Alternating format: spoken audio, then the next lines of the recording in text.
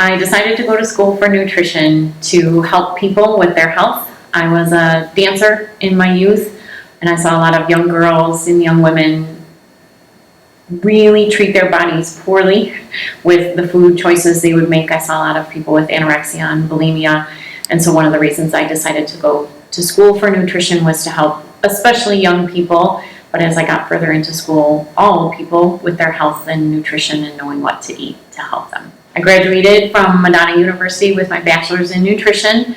I was really excited because I saw an ad in the paper that U of M was hiring, and so I went to work at a very prestigious hospital.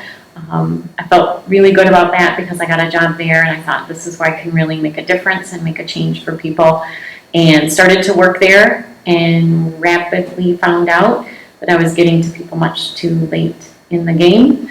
The nutrition recommendations that we would make were actually against what I personally learned was correct in school, because I had done research papers, I had done studies, I had written papers on that artificial sweeteners were bad, and I had learned in school that sugar raised your triglycerides, but then we went and told people to eat low fat and use artificial sweetener, and that's what we had to tell them in the hospital.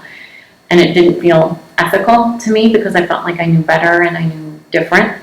I saw a lot of people very ill and not recovering from the diseases they had. We were catching them much too late and giving, in my opinion, poor recommendations.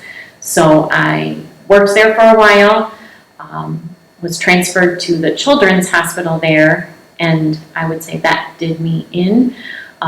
It was very sad to see the kids being given very bad food, macaroni and cheese and Jell-O and sugar, things that wouldn't help their health at all, and a lot of kids being very sick and dying in the hospital from cancers and things that maybe weren't preventable if they had been fed better earlier on, but hard to know, but that beat me up pretty good.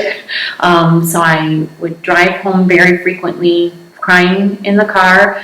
I had a young daughter at home at the time, so I decided that I would quit that job.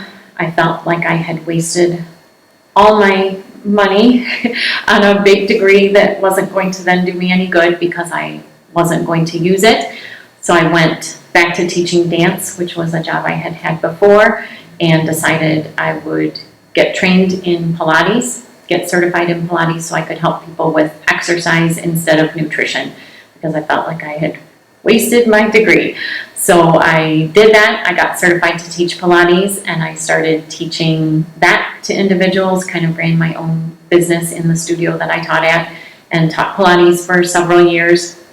It was during that time that I started having back pain. So I say started having back pain, but I'm going to say woke up one morning with debilitating back pain. So woke up, showered, barely, was standing, almost falling down in the shower because I couldn't bear weight on my legs.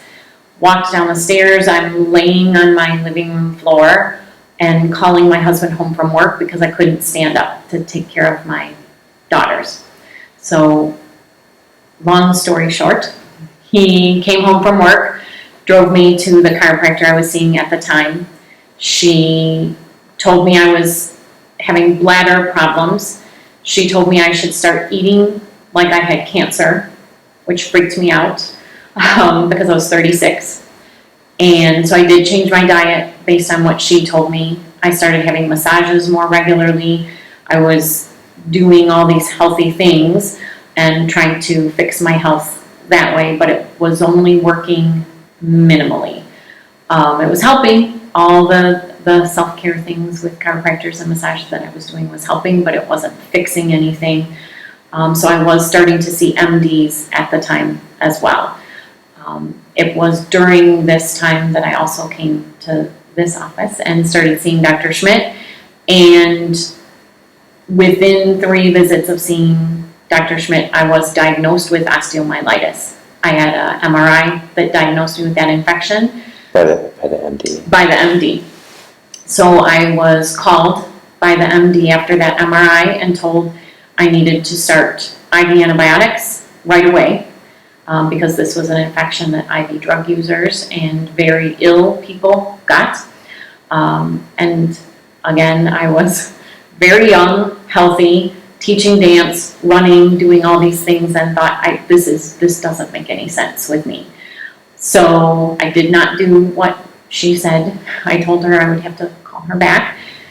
In a visit with Dr. Schmidt at that time, I was told by Dr. Schmidt that I had a virus affecting my spine through muscle testing.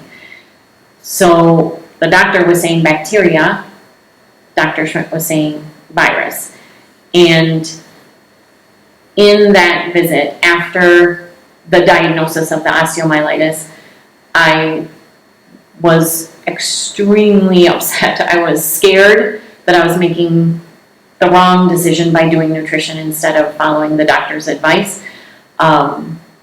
Needing support, needing to be told what to do, and in that moment was told by Dr. Schmidt, what have you got to lose?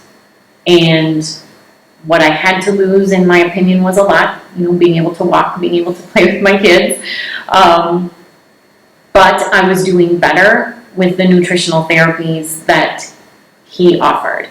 And that decision, that choice to go with what we were doing, it made a lot more sense to me. It seemed logical, it seemed nutritional, it wasn't a drug. So it was what made me change my whole path at that point. So I had nothing to lose. I decided I would absolutely do the nutritional program and make sure that I was doing everything I could with my diet, and it worked. So I never had to do anything else with the doctors. And it was in that visit at that moment that I decided this would be the place that I wanted to work, that this would be the place that I would help people with nutrition again. This opened my eyes to that there was a place for my nutrition degree. I just didn't know this existed. So it was that visit and that moment that I decided I would work here. I decided at the time I would be Dr. Schmidt's assistant because I didn't know I could be a practitioner. So I wanted to at least assist him in helping people with their health and nutrition. So I was an assistant from 2007 to about 2012, and I was trained in nutrition response testing and muscle testing, so became a practitioner myself in 2011 and started doing this work on patients myself. When I see patients in this office, I love seeing kids, especially because I feel like I'm changing the future generation. I'm changing how these kids will see nutrition, how these kids will see muscle testing, how they will see alternatives to medicine, that they will then maybe use this as the norm. It won't be an alternative, it will be the normal in the future. So when I see kids, their changes happen really quick. Usually they're healthier, their immune systems are a little bit stronger, so I can make changes in kids usually pretty quick. I've seen skin changes happen over very quick time frames. I've had kids get well from illnesses, immune challenges, viruses, colds, things like that, super fast, and that's awesome and cool to see. When I work with adults, who I also love, I tend to see their changes happen more slowly, and the people that will stick it out with me, I love seeing their changes over time, how their diets will change, how they evolve, and how the nutrition can benefit them over the long haul. That's so good. Oh my God. One of my purposes, one of the reasons I do what I do and why I go on camera and why I want to tell people about what we do here in the office, this, as Dr. Schmidt says, hardcore holistic nutrition. I want people to know that alternatives, which I consider the norm, do exist to what medical doctors might tell you. That there are nutritional solutions, that there are diet solutions that can make a change, and that this could be an answer to things that they're having problems with. So I just want people to know that we exist.